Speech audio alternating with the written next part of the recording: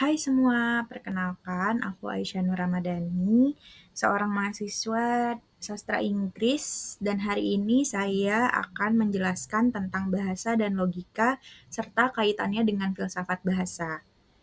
Yang pertama itu untuk tujuan pembelajarannya, yaitu memahami hubungan antara bahasa dan logika dalam konteks filsafat bahasa.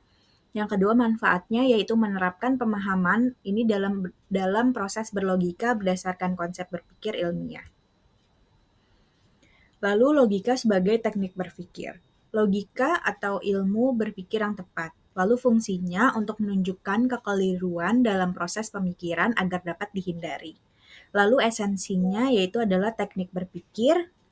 Dan yang terakhir pentingnya bahasa, hasil logika bergantung pada kualitas bahasa yang digunakan. Lalu ada perbedaan penggunaan bahasa. Bahasa sebagai alat logika yaitu menuntut perumusan isi penilaian secara seksama tanpa melibatkan nilai perasaan. Lalu bahasa sebagai alat kesusastraan yaitu melampaui batas logika bahkan keindahan sastra, contohnya puisi, bisa bertentangan dengan syarat logika. Lalu contohnya interpretasi, lukisan itu tidak jelek dalam logika versus bahasa sehari-hari. Kehilangan makna, puisi yang diparafrasekan kehilangan nilai puitis dan makna mendalamnya. Lalu yang terakhir adalah peribahasa dan perumpamaan, sering mengabaikan syarat logika dalam penyusunan kata dan isinya. Contoh, bintang lapangan atau kupu-kupu malam. Lalu ada keterbatasan bahasa sebagai alat logika. Pengaruh proses berpikir prelogis, sebagian besar perkembangan bahasa dipengaruhi oleh pemikiran yang tidak sepenuhnya logis, seperti simbiolisme dalam mitologi. Lalu dua fungsi bahasa dari segi perkembangan lebih mudah digunakan dalam kesusastraan. Yang terakhir lebih menantang sebagai alat pemikiran ilmiah terutama logika. Lalu peran esensial bahasa dalam logika dan ilmu, yang pertama penting sangat membantu dalam kegiatan berilmu. Lalu yang kedua, potensi bahayanya penggunaan bahasa yang tidak tepat dapat menghambat bahkan mematikan kegiatan berilmu. Lalu ada komunikasi, bahasa adalah pernyataan, pikiran atau perasaan yang paling komunikatif bagi manusia dibanding gerak tubuh atau mimik. Lalu yang terakhir ada penalaran ilmiah, bahasa krusial dalam menyusun uraian yang tepat dan sesuai dengan pembuktian yang benar dan jelas. Lalu ada pembentukan bahasa dalam kelompok tertentu. Tujuannya komunikasi yang lebih efisien dan efektif. Caranya menciptakan bahasa khusus atau kata-kata baru atau makna baru untuk kata yang sudah ada melalui kesepakatan bersama. Lalu keterkaitan logika dan bahasa, logika terkait bahasa, yaitu konsep logika sangat erat hubungannya dengan bahasa. Logika dalam bahasa, setiap bahasa memiliki logikanya sendiri. Pengaruh kultur, bahasa yang disusun masyarakat mengandung kekhasan budaya yang menjadi dasar pembentuknya. Lalu implikasi penerjemahan, perbedaan logika bahasa perlu dipertimbangkan dalam menerjemahkan pemikiran antar bahasa. Lalu di sini ada filsafat analis bernama Ludwig Wittgenstein. Tokoh penting ini pencetus filsafat analisis. Pengaruhnya pemikirannya melahirkan kajian logika dengan bahasa melalui pendekatan pragmatis. Dua tahap pemikirannya itu adalah tahap awal yang dinamakan Tractatus Logica Philosophicus pada tahun 1922 dan logika bahasa. Tahap lanjut yaitu Philosophical Investigation di tahun 1953, permainan bahasa dalam tuturan terkait norma dan aturan penggunaan bahasa dalam kehidupan nyata. Lalu di sini ada konsep pemikiran dari Wittgenstein ini. Jadi Ludwig Joseph Johann atau dikenal dengan nama Ludwig Wittgenstein lahir pada April 26 tahun 1889 dan meninggal di April tanggal 29 tahun 1951. Lalu Ludwig ini atau dikenal dengan Ludwig Wittgenstein ini tema Tractatus Logica Philosophicus yaitu yang pertama dipengaruhi oleh Aristotle, yang kedua dipengaruhi oleh Immanuel Kant, lalu yang ketiga dipengaruhi oleh Arthur Schopenhauer, Lalu dipengaruhi oleh Friedrich Ludwig Gottlob, dan yang terakhir dipengaruhi oleh Bertrand Russell. Oke, selanjutnya ini adalah hakikat dan fungsi bahasa menurut Wittgenstein ini. Yang pertama, pandangan Wittgenstein, bahasa adalah bentuk pemikiran yang dapat dipahami, berhubungan dengan realistis, dan memiliki struktur logis. Yang kedua, ada dua aspek bahasa. Yang pertama itu adalah hakikat. Hakikat itu adalah sistem atau struktur bahasa itu sendiri. Lalu ada fungsinya, proses penggunaan bahasa dalam komunikasi. Lalu ada analogi Claden, tanpa proses sebuah struktur atau sistem akan mati, tanpa struktur atau sistem proses akan kacau. Ini menjelaskan keterkaitan tak terpisahkan antara hakikat dan fungsi bahasa. Konsep dua fungsi bahasa memiliki dua aspek yang saling melengkapi. Lalu untuk realitas dunia atau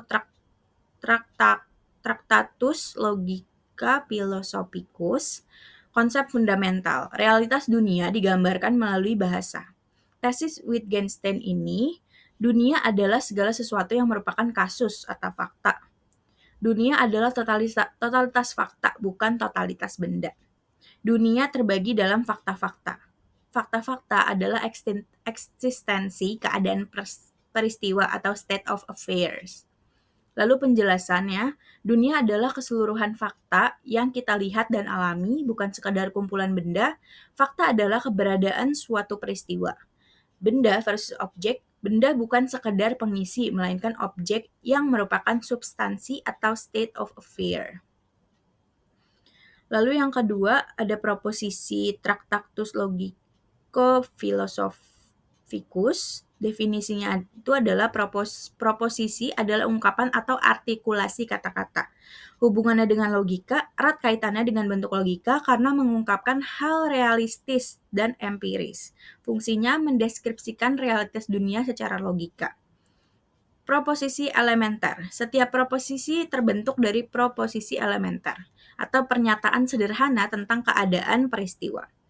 Fakta atomis atau peristiwa terdiri dari sejumlah fakta atomis.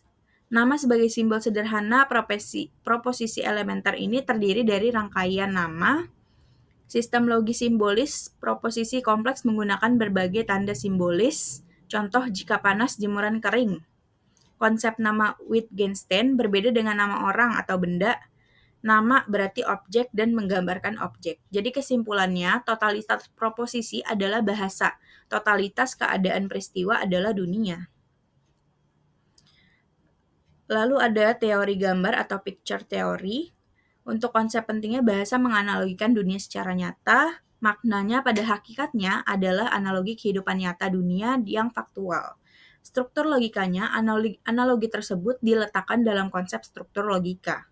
Konsep-konsep turunannya, komposisi proposisi harus sesuai dengan realitas. Harus ada hubungan yang sesuai antara pikiran dan realitas. Proposisi adalah model logis dari kenyataan. Objek diwakili nama, kejadian memperlihatkan gejala peristiwa, terdapat hubungan piktorial antara proposisi dan gambar perwakilan. Lalu logika bahasanya atau kritik dari Wittgenstein ini, pemikiran atau yang dipikirkan harus dapat dikatakan secara jelas. Lalu apabila sebuah pemikiran atau yang dipikirkan tidak dapat dikatakan, maka orang itu harus diam. Implikasinya, penggunaan bahasa dalam filsafat harus mampu mendeskripsikan fakta dunia secara objektif menggunakan prinsip-prinsip logis. Kesimpulannya, bahasa ideal adalah bahasa yang memenuhi prinsip-prinsip logis.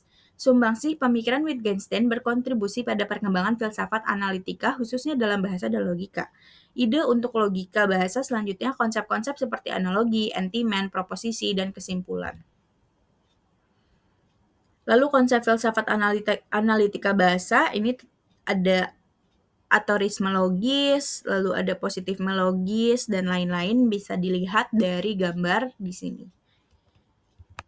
Dan kesimpulannya itu adalah bahasa dan logika memiliki hubungan yang fundamental dalam konteks filsafat bahasa dan proses berpikir ilmiah. Logika sebagai teknik berpikir yang tepat sangat bergantung pada kejelasan dan ketepatan bahasa yang digunakan. Pemikiran Ludwig Wittgenstein, terutama pada Tractatus Logica Philosophicus, memberikan sumbangan signifikan dalam memahami hubungan ini melalui konsep teori gambar dan logika bahasa. Dan Ludwig menekankan bahwa bahasa yang ideal harus mampu mempresentasikan realitas dunia secara logis. Dan yang terakhir, pada akhirnya pemahaman mengenai keterkaitan dan bahasa dan perbedaan fungsi bahasa dalam logika dan konteks lainnya menjadi krusial dalam mengembangkan kemampuan berpikir ilmiah yang kritis dan menghindari kekeliruan dalam penalaran. Oke, jadi sekian untuk penjelasan mengenai